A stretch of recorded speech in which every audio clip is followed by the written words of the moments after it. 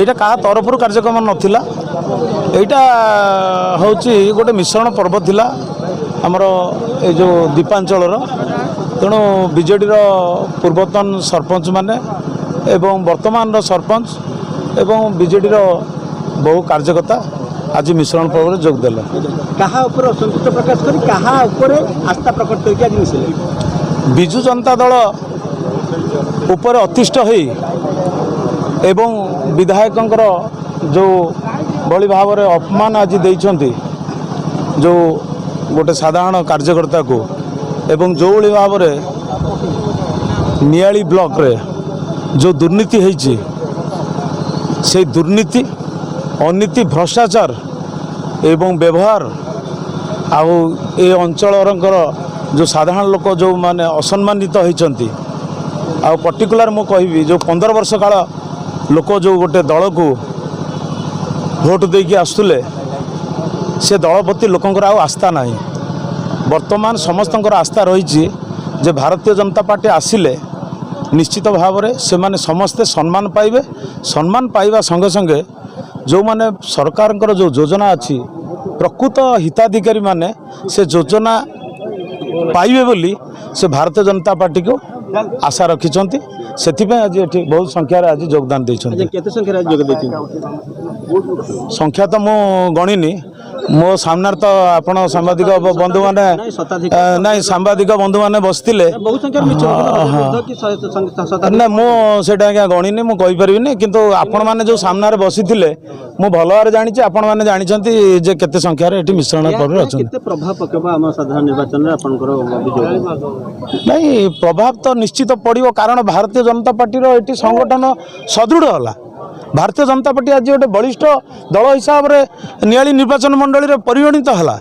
ଏଠି ତ ଲଢ଼େଇ ହେଉଛି ଭାରତୀୟ ଜନତା ଦଳର ଆଉ ବିଜୁ ଜନତା ଦଳର, ଆଉ ଏ ଲଢ଼େଇରେ ନିଶ୍ଚିତ ଭାବରେ ଭାରତୀୟ ଜନତା ପାର୍ଟି ଆଜି ନିଶ୍ଚିତ ଜୟଲାଭ କରିବାକୁ ଯାଉଛି। କାହିଁକି ଏମାନେ ଆଜି ନିଆଳି 15 ବର୍ଷ 24 ବର୍ଷ ହେଉଛି ରାଜ୍ୟରେ। ଲୋକ ଅଲରେଡ଼ି ଅତିଷ୍ଠ ହୋଇସାରିଲେଣି। ଲୋକମାନେ ଆଉ ସହ୍ୟ କରିପାରୁନାହାନ୍ତି, କାହିଁକିନା ଆଜି କାଲି ହେଉଛି ସୋସିଆଲ ମିଡ଼ିଆର ଯୁଗ।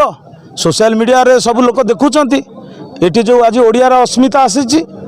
আজ যেভাবে ভাবে মু আপনার গোটে প্রশ্ন পচার কথা মু নুহ, আপনার সাংবাদিক, কিন্তু নিয়াড়ির যে জনসাধারণ যে বিধায়ক ভোট দিয়ে জনে বাহার আসিথিবা ব্যক্তি আজ ওড়িশা শাসন করুচি, তাঁকু নিয়াড়ি ব্লক ঠারে গোটে সভার আয়োজন হয়েছিল। বিধায়ক কোণ কুয়াড়ে 20 কিলোমিটার দূরে রহলে সে একুটিয়া জনসাধারণ ভাষণ দিয়ে গলে, কিন্তু যে ব্যক্তি ভাষণ দিয়ে গলে সাধারণ লোক কোণ তাঁকু ভোট দিয়ে কি? তেণু তাঁকু যদি ভোট দেই নথিলে তাহলে যদি নিয়াড়ির নির্বাচন মণ্ডলীর লোক মানে আউ সে ভুল করবেনি যে যে বিধায়ককে আমি ভোট দেবু সে যদি নখরা সেপটে ঠিয়া হয়ে রহবে, আউ জনে আসিকি নিয়াড়িরে ভাষণ দেব, তাহলে সেমিতি অযোগ্য বিধায়ক কাହିଁ দেবে? গোটে ভারতীয় জনতা পার্টি দলর বিধায়ক কাହିଁ নদেবে? ମୋ ନାଁ ହୃଦାନନ୍ଦ ସ୍ୱାଇଁ। ଆଜି ଆପଣ କେଉଁ ଦଳରେ ସାମିଲ ହେଲେ, କାହିଁକି ସାମିଲ ହେଲେ, କ'ଣ କହିଲେ? ଆଜି ମୁଁ ଭାରତୀୟ ଜନତା ପାର୍ଟିରେ ସାମିଲ ହେଲି। ତାର କାରଣ ହେଉଛି ଆମର ଯଶସ୍ୱୀ ପ୍ରଧାନମନ୍ତ୍ରୀ ଶ୍ରୀଯୁକ୍ତ ନରେନ୍ଦ୍ର ମୋଦି, ତାଙ୍କର କାର୍ଯ୍ୟକଳାପ, ତାଙ୍କର ଯେଉଁ ପ୍ରତିଷ୍ଠା ଏବଂ ଭାରତକୁ ନମ୍ବର 1 କରିବା ପାଇଁ ତାଙ୍କର ଯେଉଁ ଚେଷ୍ଟା, ପ୍ରତି କ୍ଷେତ୍ରରେ ଆଜି ଭାରତ ଆଗେଇ ଚାଲିଛି, ତାହା ମୋତେ ବହୁତ ଆକୃଷ୍ଟ କରିଛି। ଭାରତର ସବୁ କ୍ଷେତ୍ରରେ ବିକାଶ ତାଙ୍କର ସ୍ୱପ୍ନ। ଯେଉଁଭଳି ପ୍ରଧାନମନ୍ତ୍ରୀ ରାତିରେ 4 ଘଣ୍ଟା ଶୋଉଛନ୍ତି ଏବଂ ଦେଶ ପାଇଁ ସବୁବେଳେ ଚିନ୍ତା କରୁଛନ୍ତି, ଏଭଳି ପ୍ରଧାନମନ୍ତ୍ରୀ ଆଗରୁ କେହି ନଥିଲେ, କି ଭବିଷ୍ୟତରେ କ'ଣ ହେବ ତାହା ମୁଁ କହିପାରୁନାହିଁ। କିନ୍ତୁ ଯାହା ହେଉ ଆଜି ବହୁତ ଖୁସି ସେଭଳି ପ୍ରଧାନମନ୍ତ୍ରୀ ଭାରତବର୍ଷ ପାଇଛି। ଆଜି ଭାରତରେ ଗୌରବ ବା ସାରା ବିଶ୍ୱରେ ବିଦିତ ହୋଇଛି। ସାରା ବିଶ୍ୱରେ ପ୍ରଧାନମନ୍ତ୍ରୀଙ୍କର ଯେଉଁ ଗୁଣଗାନ ଚାଲିଛି ଏବଂ ଲୋକପ୍ରିୟତା ବଢ଼ିଛି, ତାହା ମୋତେ ଆକୃଷ୍ଟ କରିଛି। ଆଉ ମୁଁ ବିଜୁ ଜନତା ଦଳରେ ଥିଲି, କିନ୍ତୁ ବିଜୁ ଜନତା ଦଳ ଛାଡ଼ିବାର କାରଣ ଆମର ଏଠାକାର ଯେଉଁ ରାଜନୀତି ଚାଲିଛି ପ୍ରମୋଦ ମଲ୍ଲିକଙ୍କର, ତାହା ଅତି ଅସହ୍ୟ ଏବଂ ତାଙ୍କର କର୍ମୀମାନଙ୍କର ଯେଉଁ ବ୍ୟବହାର, ତାଙ୍କର ଯେଉଁ ପଇସା ଖାଇବାର ନୀତି, ତାହା ଭଲ ଲାଗିନାହିଁ। ତେଣୁ ତାଙ୍କ ନିଜ ପଞ୍ଚାୟତ ହେଲେ ମଧ୍ୟ ମୁଁ ସେ ପଞ୍ଚାୟତରେ ତାଙ୍କୁ ତ୍ୟାଗ କରିବାକୁ ବାଧ୍ୟ ହୋଇଛି। ଆଜି ଏରଞ୍ଚ ପଞ୍ଚାୟତର ପ୍ରାୟ 150 କର୍ମୀ ଆମ ସହିତ ଆସିଥିଲେ। ଆଇଲ୍ୟାଣ୍ଡ ତ ବହୁତ ମିଶିଛନ୍ତି, ତାର କଳନା କରିବା ଟିକେ କଷ୍ଟ ହେବ, ମାନେ ନିହାତି ହଜାରେ ଉପରେ କର୍ମୀ ମିଶିଛନ୍ତି। ନିର୍ବାଚନରେ କ'ଣ ପ୍ରଭାବ ପଡ଼ିବ? ନିର୍ବାଚନରେ ସୁନ୍ଦର ପ୍ରଭାବ ପଡ଼ିବ, କାହିଁକି ଯେହେତୁ ଆମର ବିଧାୟକଙ୍କର ଯେଉଁ କାର୍ଯ୍ୟକଳାପ ତାହା ଲୋକମାନଙ୍କୁ ଅତିଷ୍ଠ କରିଛି ଏବଂ ଦୀର୍ଘ ଦିନ ଶାସନରେ ରହିକରି ମଧ୍ୟ ତାଙ୍କୁ ଗୋଟେ ମନ୍ତ୍ରୀ ପଦ ମଧ୍ୟ ସରକାରରେ ମିଳିଲା ନାହିଁ। କାରଣ ତାଙ୍କର ଯେଉଁ ଚାଲିଚଳନ, ତାଙ୍କର କଥାବାର୍ତ୍ତା, ତାଙ୍କର ଯେଉଁ ପ୍ରକାର ଏତେ ଶିକ୍ଷାଗତ ଯୋଗ୍ୟତା ବୋଲି ସେ କୁହନ୍ତି, ଆମର ଗୋଟେ ମେଡ଼ିକାଲ ମଧ୍ୟ ପରିବର୍ତ୍ତନ ହେଲା ନାହିଁ, ଶିକ୍ଷା କ୍ଷେତ୍ରରେ କିଛି ଉନ୍ନତି ହେଲାନି, କୌଣସି କାର୍ଯ୍ୟ ସେ କରିନାହାନ୍ତି। କେବଳ ଏ ଯେଉଁ ଆଜିକାଲିର ଯେଉଁ କଣ୍ଟ୍ରାକ୍ଟର ମାନଙ୍କୁ ପୋଷିବା ପାଇଁ ସେ ଖୋରାକ ଯୋଗାଇଛନ୍ତି, ମୁଁ ଯାହା ଏତିକି ଅନୁଭବ କରିଛି। ତେଣୁ ଶିକ୍ଷିତ ଲୋକମାନଙ୍କୁ ସନ୍ତୁଷ୍ଟ କଲାଠୁ ଅଭଳିଆ ବିପଦ। ରାଜକିଶୋର ମହାନ୍ତି, ଶଗଡ଼ାଲ ପଞ୍ଚାୟତ। ଆଜି କେଉଁଠି କ'ଣ ମିଶ୍ରଣ ପର୍ବ ହୋଇଥିଲା, କାହା ପକ୍ଷରେ ରହିଥିଲା, କ'ଣ କହିବେ ଆପଣ? ଆଜି ବିଜେପି ଦଳର ନିଆଳି କନଷ୍ଟିଚ୍ୟୁଏଣ୍ଟର ଆମର ସିଠାଳ ମଣ୍ଡଳରେ ମିଶ୍ରଣ କାର୍ଯ୍ୟ ହୋଇଥିଲା।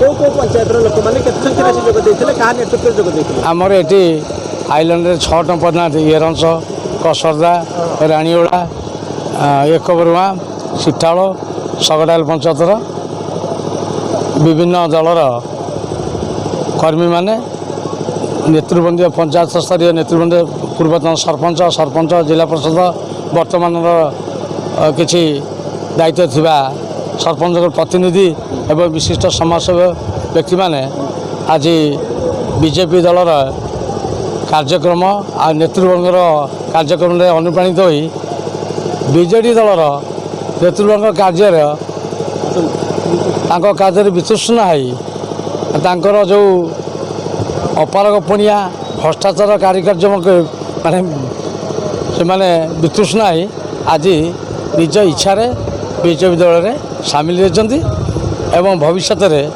ଏ ପଞ୍ଚାୟତରେ ବା ଏ ଅଞ୍ଚଳରେ ନିଆଳି କନଷ୍ଟିଚ୍ୟୁଏଣ୍ଟରେ ଭଲ କାମ କରିବା ପାଇଁକି ବିଜେପି ଦଳକୁ ଆଦର୍ଶରେ ଭାବିଛନ୍ତି। ସାଧାରଣ ନିର୍ବାଚନ କ'ଣ ପ୍ରଭାବ ପକାଇବ ଆପଣଙ୍କ ମିଶ୍ରଣ? ଗୋଟିଏ ଜିନିଷ ଆଜ୍ଞା, ପରିବର୍ତ୍ତନ ସ୍ୱର ଆସୁଛି।